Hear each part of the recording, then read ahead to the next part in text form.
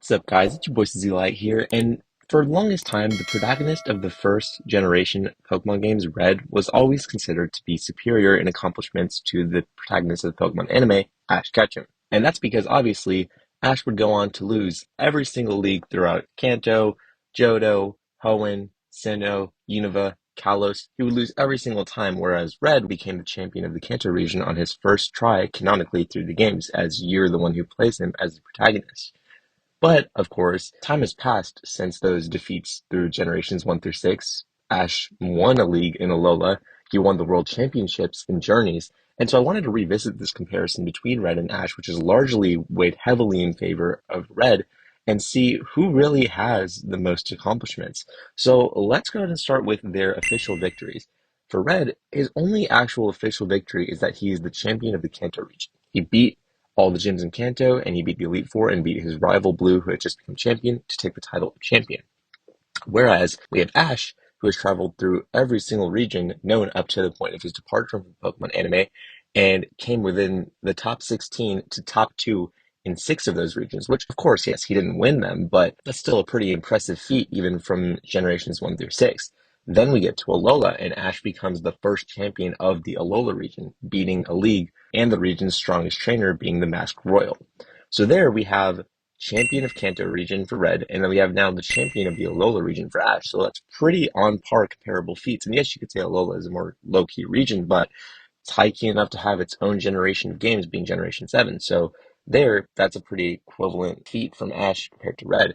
But Ash is not just a champion of the Alola region. If we continue on through the end of Pokemon Ultimate Journeys, Ash is actually the world champion. He has feats as high as defeating the champions Lance, Cynthia, and Leon to be crowned the world's strongest trainer in the World Coronation Series.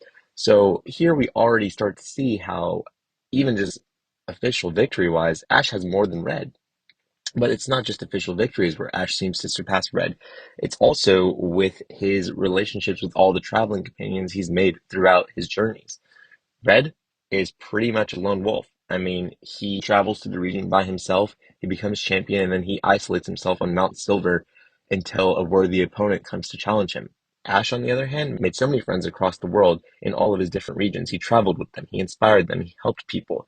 He even has a second family in Alola, and he's made so many strong friendships throughout his journeys. So socially, Ash seems to surpass Red as well.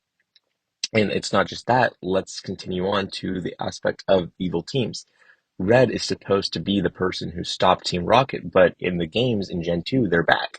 So did he really put an end to them? And even all the way up in Generation 7, we have the return of Team Rainbow, Rocket, and Giovanni. So did Red really actually put a stop to Team Rocket? That's his only claim to fame as far as defeating an evil team, and he didn't even permanently defeat them. Whereas, if we head over to Ash, he had a hand in stopping Team Magma, Team Aqua, Team Galactic, Team Plasma, Team Flare.